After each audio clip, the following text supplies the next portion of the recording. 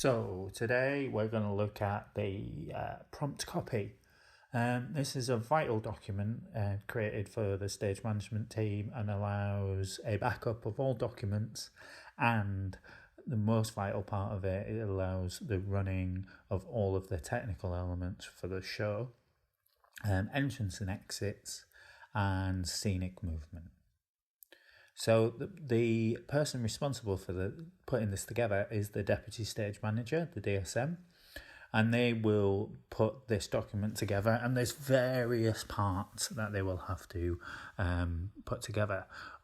They're not always responsible for every element that goes into the prompt copy, and the prompt copy is often separated into two different parts. So there'll be the prompt copy itself, which is all the backup information, and the prompt script, which is the queuing section. Often they're both seen as the same thing, but really the prompt copy is the overall document. The prompt script is the bit where we do the queuing and keep all of that information. So the prompt copy itself includes quite a lot of information. It'll have a standard front cover, which will have a lot of information on. It'll have a copy of the script, all of the cues for the show, all the standbys for those cues, cue descriptions, blocking, calls, front of house, backstage, to stage, rehearsal calls, or any calls to do with the show, a character frequency chart, a contact list, rehearsal notes. And all of those elements are created by the DSM. But alongside that, it will also have a lot of other information which can be sourced from different departments. For example, meeting minutes, agendas for meetings, production reports, backup copies of departmental documentation such as cue sheets, plans, inventories, mic lists, patch lists, lighting plans, set designs, costume measurements, etc., etc. It'll have a copy of all schedules.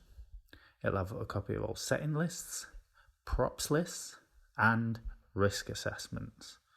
So often this is a kind of a backup, really, more than anything else, which allows, if any of that documentation is needed, there's a central point where this information can be gathered.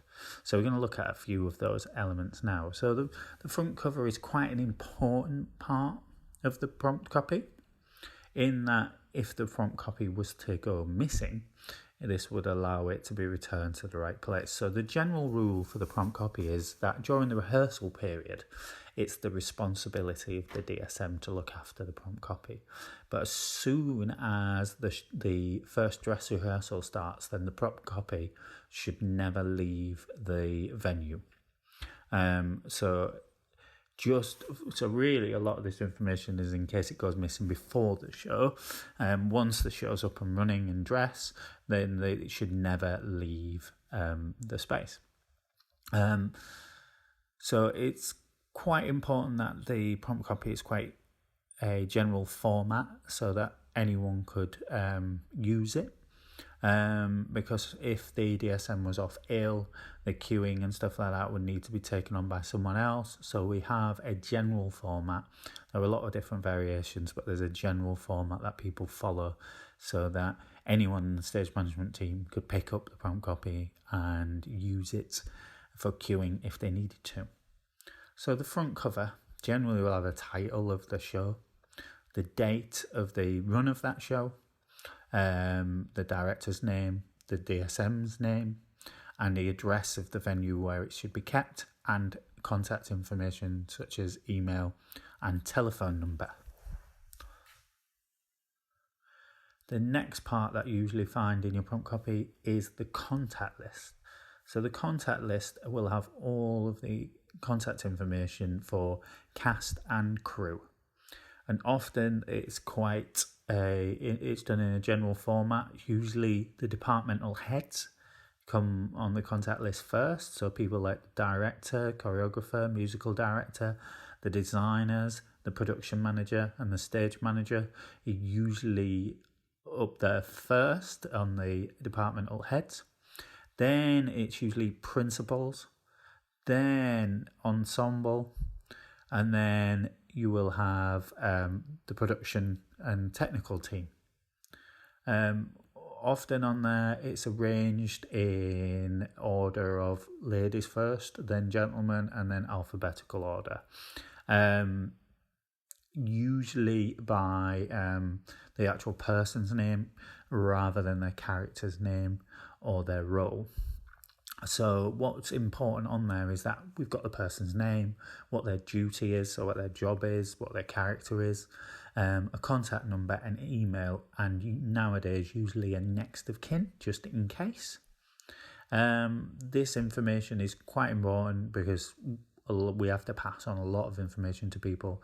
So if we've got their phone number or their email, we can quickly contact them.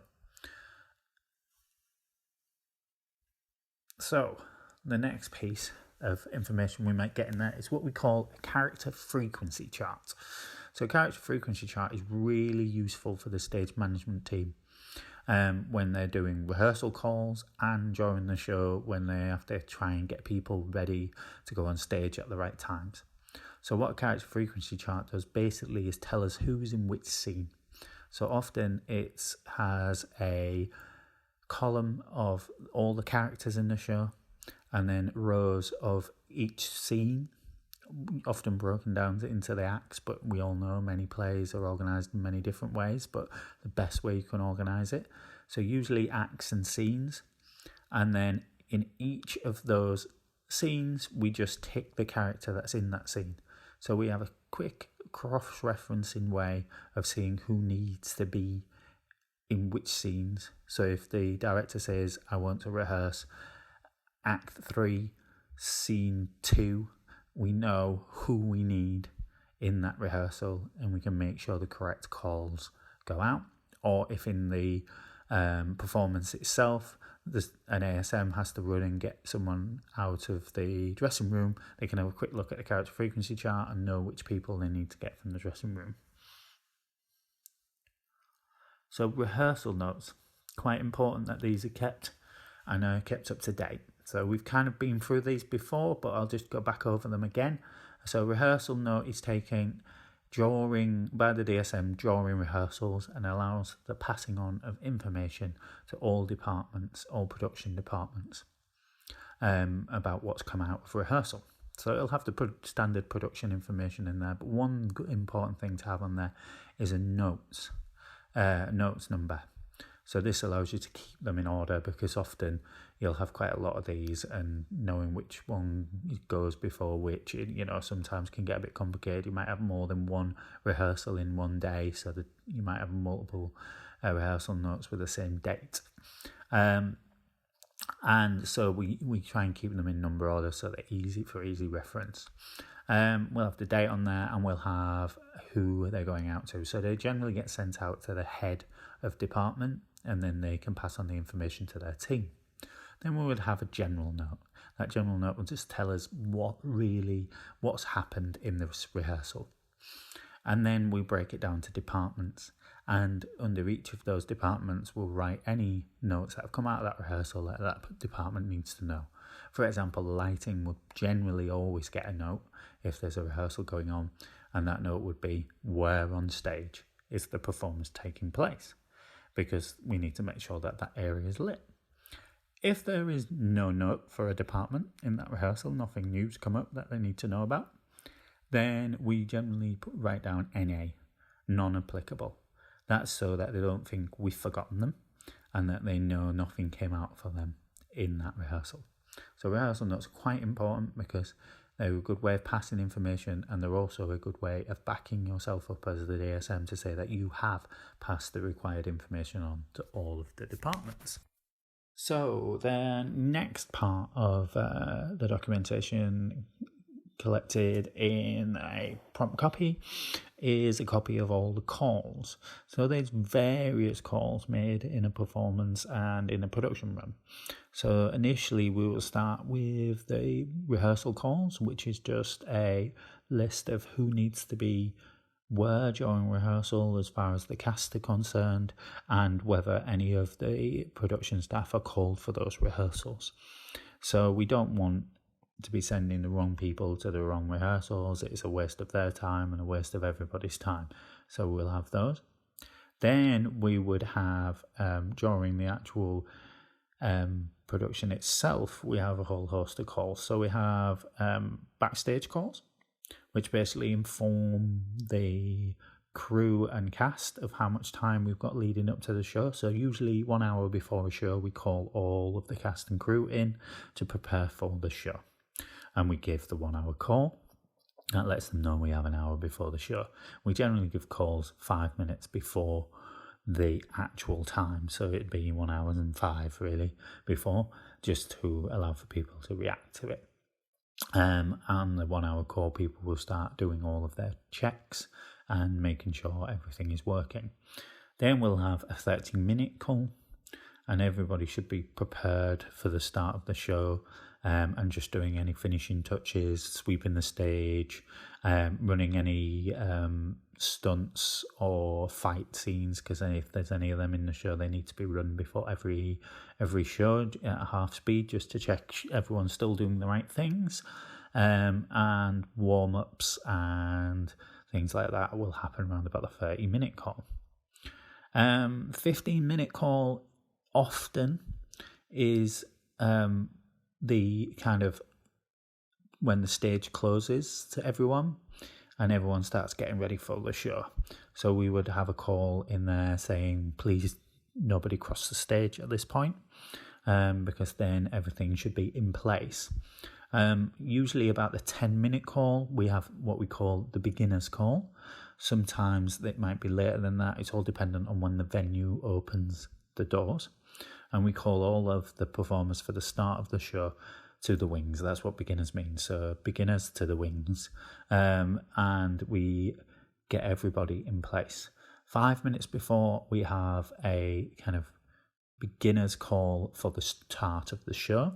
So this would be getting everybody ready to go on, doing all the standbys for all your first lot of cues and getting ready to go. So the audience will be, the vast majority of the audience will be seated by this point.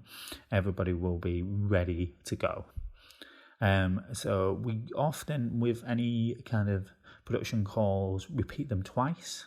It's the old adage that the first time you do it, because then everyone goes, oh, there's a call, someone's saying something, and they start listening, but they miss all the information. And second time, you do it to pass on the information. We then have to stage calls, and they generally are in relation to queuing. So when we look at queuing next week, we will talk a bit more about them. So, and then the last one is a front of house call. So front of house calls are giving the information to the audience, and each venue tends to have their own tailored front of house call and how they like to do it. But basically, it usually welcomes people to the building, reminds them of what performance it is. Sometimes might have the running time, sometimes not, because often they'll have that posted outside. And we'll ask people to make their way to their seats and remind them of how long there is before the start of the show. And often it's used to give information such as, please don't record the show, turn off all your mobile phones, or this performance may include loud noise, nudity, foul language, pyrotechnic, smokes, etc., etc.